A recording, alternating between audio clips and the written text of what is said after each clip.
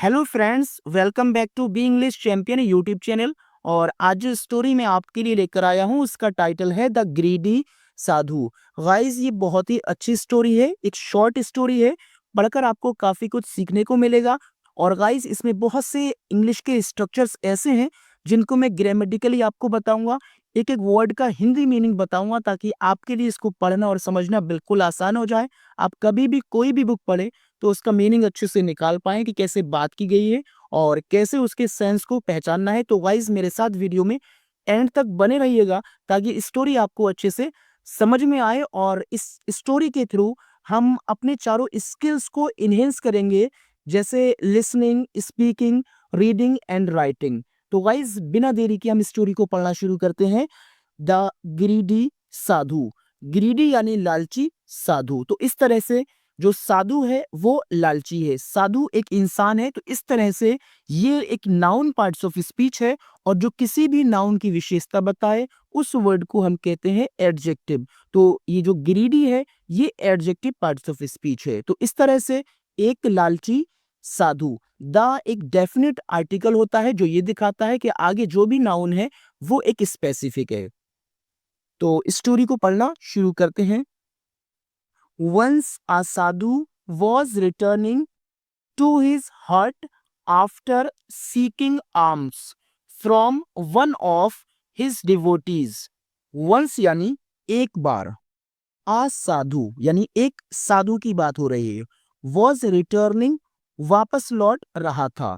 Was के बाद जब वर्ब की ing फॉर्म आती है तो उसका हिंदी अनुवाद रहा था से करते हैं, यानी लौट रहा था।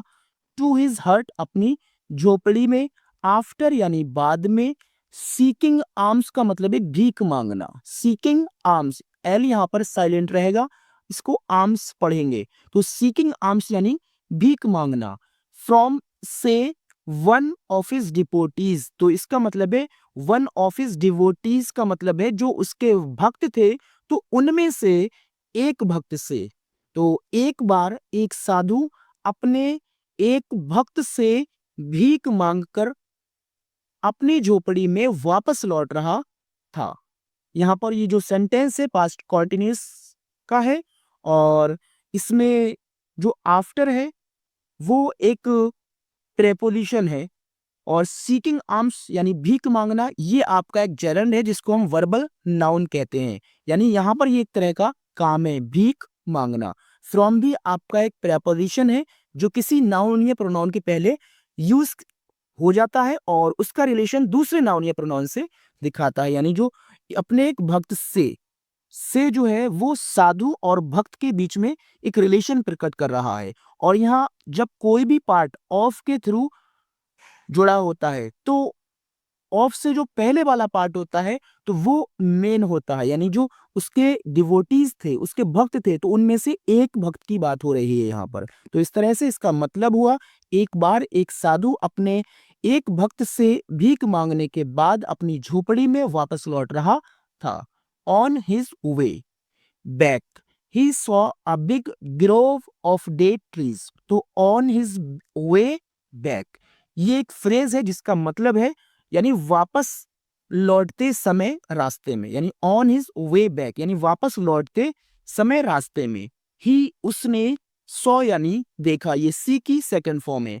आ बिग एक बड़ा सा, ग्रोव का मतलब होता है बगीचा जिसको हम उपवन या वाटिका कहते हैं या फिर वृक्षों का कुंज भी कह सकते हैं। तो इस तरह से हम इसको पढ़ेंगे कि बगीचा ऑफ डेट ट्रीज यानी खजूर के पेड़ों। तो वापस लौटते समय रास्ते में उसने खजूर के पेड़ों का एक बड़ा बगीचा देखा। Aldous the sadhu was not hungry. हालांकि, ऑल्दो यानी हालांकि ये कंजंक्शन है जो दो सेंटेंसेस को आपस में कनेक्ट करने के लिए यूज किया जाता है। हालांकि द साधु वॉज नॉट नहीं था, हंग्री यानी भूखा। तो हालांकि वो साधु भूखा नहीं था, वर्स के बाद कोई एक्शन वर्ब नहीं है बल्कि उसकी जगह ये एक एडजेक्टिव कॉम्प्लीमेंट यूज किया है। कॉम्प्लीमेंट का मतलब होता है जो एक वॉज वर या फिर इज आर एम के बाद यूज होकर वो अपना जो रिलेशन है वो किसी पहले वाले नाउन से प्रोनाउन से प्रकट करे, यानी साधु कैसा था, भूखा था, ये एक प्रकार का एडजेक्टिव है। यट फिर भी, द साइट यानी दृश्य, ऑफ बिग यानी बड़े, एंड स्मॉल डेट्स और छोटे खजूर, टेम्प्टेड का मतलब है लुभा दिया या फिर वो लालच में फंस गया, हिम उसको, यानी फिर भी जो बड़े बड़े और छोटे छोटे खजूर जो पेड़ पर लगे हुए थे उन्होंने उसको लुभा लिया। तो टेम्प जो होता है, टेम्प मीन्स होता है लुभाना या लालच में आ जाना, तो लुभा लिया हिम उसको। His greed overpowered his mind and made him steal the deeds. His greed उसके लालच ने, तो ये आपका सब्जेक्ट है। ओवरपावर्ड का मतलब है काबू पा लिया, ओवरपावर्ड यानी काबू पा लिया या नियंत्रण में ले लिया।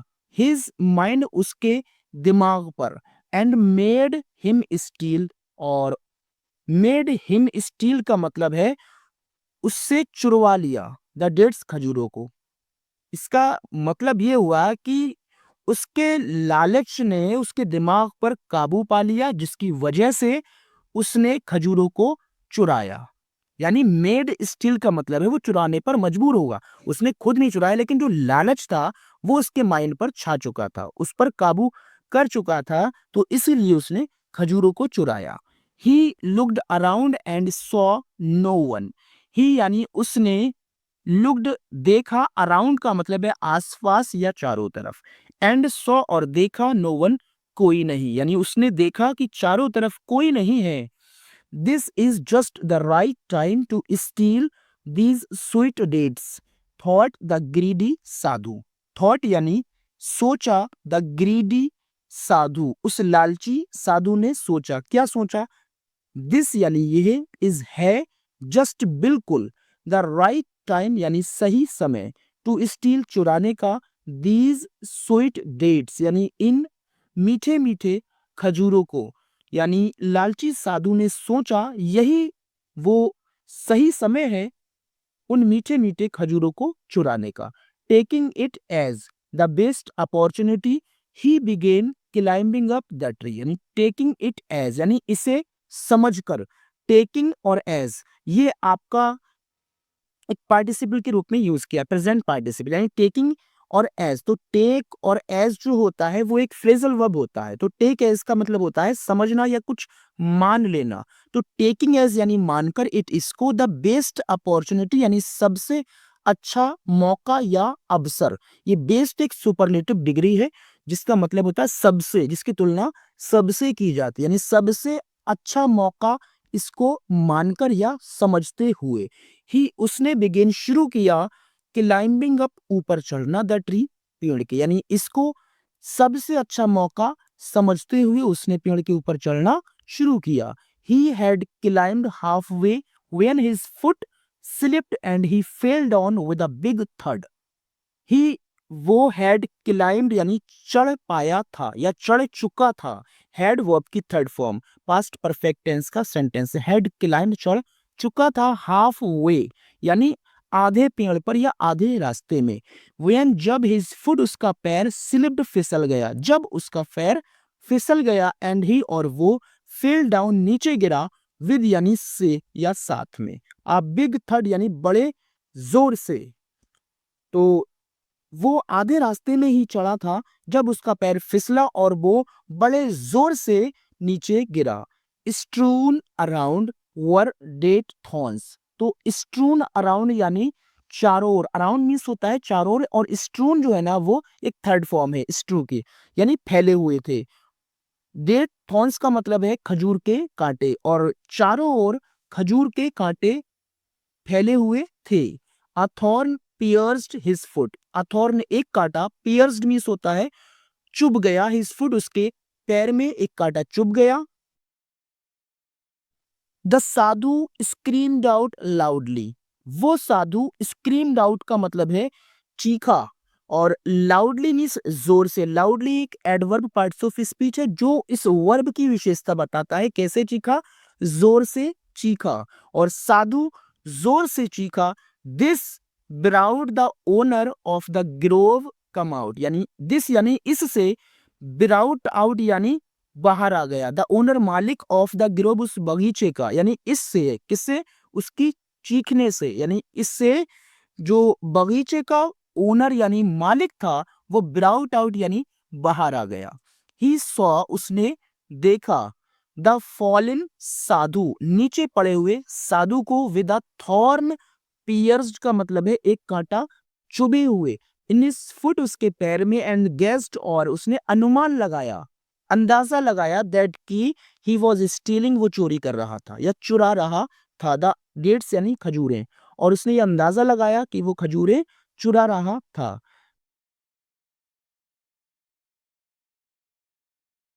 The owner said man tries to do evil deeds is secretly but evil deeds themselves reveal the wrong doer.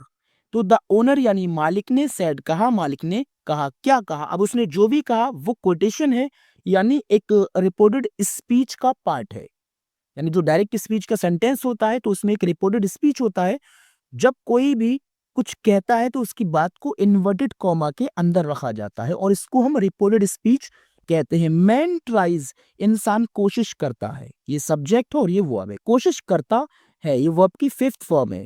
Fifth form कहाँ यूज की जाती है? प्रेजेंट इंडेफिनिट टेंस के अफर्मेटिव सेंटेंसेस में। कोशिश करता है टू डू करने की, एविल डीड्स यानी बुरे काम, सीक्रेटली यानी छिपकर, बट लेकिन एविल डीड्स बुरे काम देमसेल्फ स्वयं रिवील प्रकट करते हैं द रॉन्ग डोअर का मतलब है गलत काम करने वाले को। उस मालिक ने कहा इंसान गलत काम करने की मतलब छिपकर गलत काम करने की कोशिश करता है लेकिन बुरे काम स्वयं उस गलत करने वाले को प्रकट करते हैं या सामने ले आते हैं। The sadhu was too ashamed to say anything. The sadhu यानी वो साधु वॉज था टू अशेम्ड, टू वेरी की जगह यूज किया जाता है और दोनों का मतलब होता है बहुत, लेकिन दोनों के बीच डिफरेंस होता है। जैसे ये वेरी है, वेरी मीन्स बहुत और टू मीन्स भी बहुत। जब कोई भी चीज लिमिट में होती है तो वेरी मीन्स बहुत, और जब कोई भी बात लिमिट से बाहर होती है यानी बहुत ज्यादा ही होती है जिसको बर्दाश्त ना किया जा सके तो वहां टू का यूज किया जाता है। टू अशेम्ड यानी इतना ज्यादा शर्मिंदा था, टू से कहने के लिए एनीथिंग कुछ भी। तो इससे हम पढ़ेंगे कि साधु इतना ज्यादा शर्मिंदा था कि वो कुछ भी नहीं कह सका। गेस्ट यानी लाइज और misdeeds have something bad about them, यानी झूठ एंड मिसडीड्स और बुरे काम हैव रखते हैं, हैव एक पोजीशन फॉर्म है, रखते हैं समथिंग बैड कुछ बुरा अबाउट देम यानी अपने बारे में, यानी झूठ और जो बुरे काम होते हैं उनमें कुछ ना कुछ बुरा होता है। इफ यू हैव अगर तुम्हारे पास है समथिंग कुछ दैट इज रोटिंग जो सड़ गया है, तो अगर तुम्हारे पास कुछ ऐसा है जो सड़ गया है, द बैड स्मेल यानी बुरी दुर्गंध जिसको हम कहते हैं, कोई भी किसी भी तरह की स्मेल यानी बैड स्मेल बुरी दुर्गंध, विल रिवील यानी प्रकट होगी, कर देगी इट इसको, यानी जो दुर्गंध है बैड स्मेल को हम सीधे दुर्गंध ही कहेंगे, यानी जो दुर्गंध है वो इसे प्रकट कर देगी कि अगर तुम्हारे पास कुछ भी ऐसी चीज है जो सड़ चुकी है, जो खराब हो चुकी है, तो उसकी दुर्गंध उसको सामने ले आएगी। तो गाइस स्टोरी अच्छी लगी हो तो लाइक शेयर कमेंट जरूर कीजिएगा। Thank you for watching the video.